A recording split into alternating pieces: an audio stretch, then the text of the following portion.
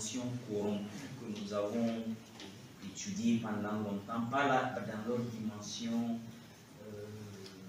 dysfonctionnement qu'on connaît bien, mais de voir qu'il y a aussi des fonctionnaires qui veulent changer la situation des services dans lesquels ils travaillent, soit en promouvant des règles d'hygiène, soit en promouvant des règles de documentation systématique, soit en travaillant à la formation continue du petit personnel, etc., qui sont au fond des pratiques administratives que nous n'avons pas observées jusque-là.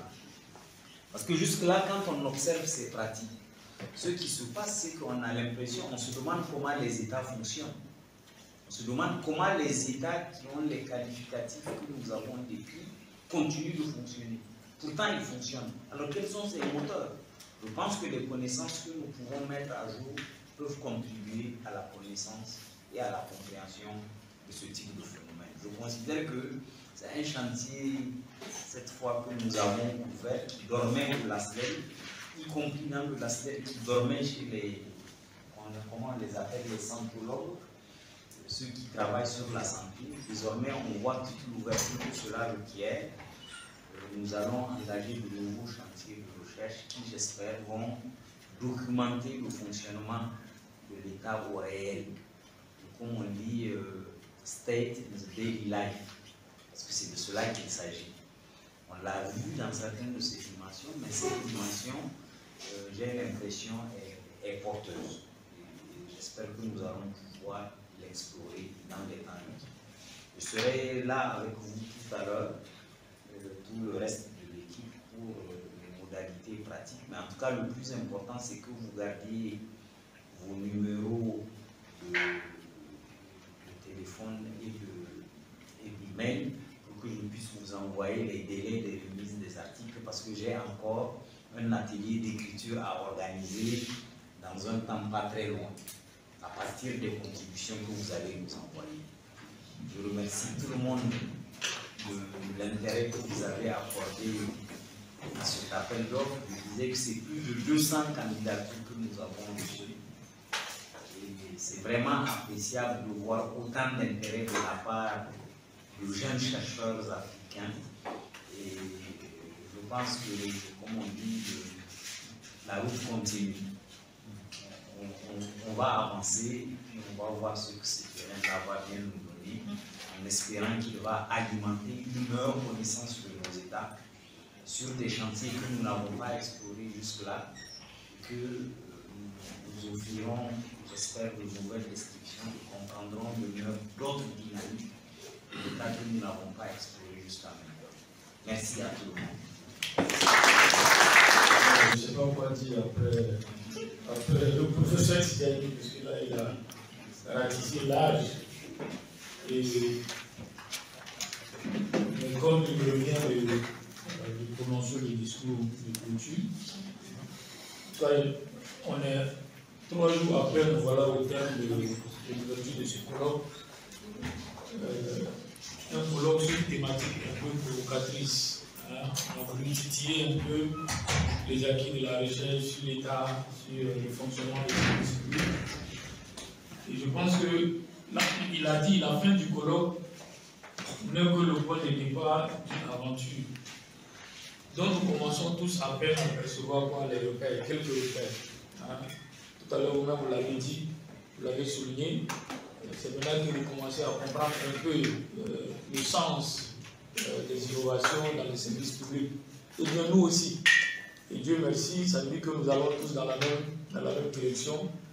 Donc il revient à chacun de nous peut-être de saisir ces repères-là et de pouvoir s'orienter désormais vers, comme il a dit, vers la mise en place de ce réseau. Un réseau auquel nous tenons fortement. Et quand je dis nous, c'est évidemment le LASLEL, mais c'est aussi l'AFD. L'AFD qui a fait le pari avec nous de nous accompagner sur une thématique qui, a priori, n'était pas forcément porteuse.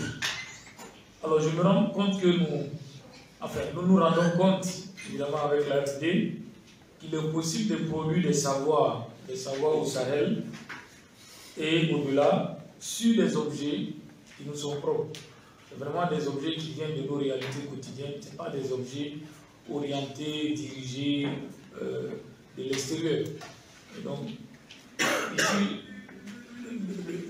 le nom du programme, c'est Savoir Sahel. Et savoir avec S, Sahel, évidemment un seul Sahel.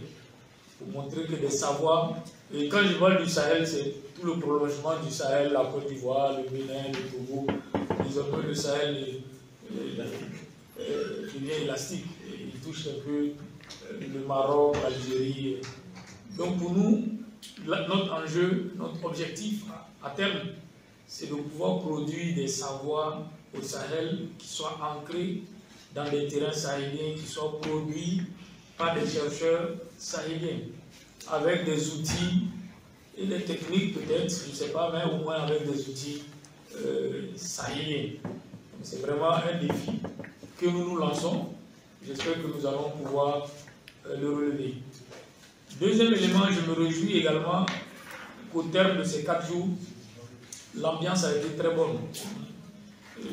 D'habitude, les Ivoiriens et les Camerounais ne restent pas dans la même salle.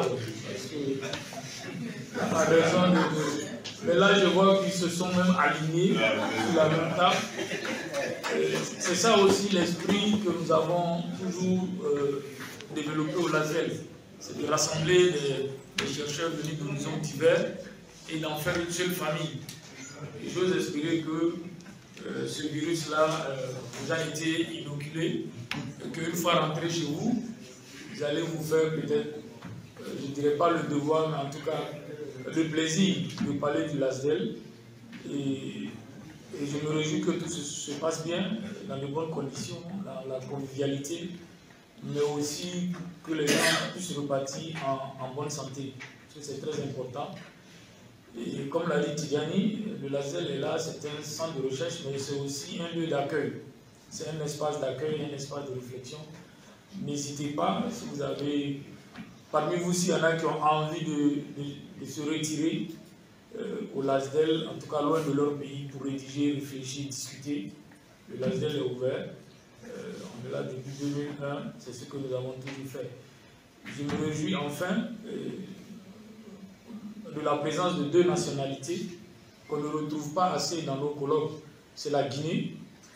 On a rarement vu des Guinéens. Lorsqu'ils arrivent, ils deviennent des objets rares.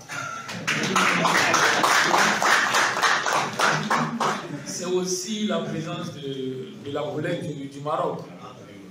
Du Maroc, on a très rarement reçu des ressortissants de l'Afrique du Nord.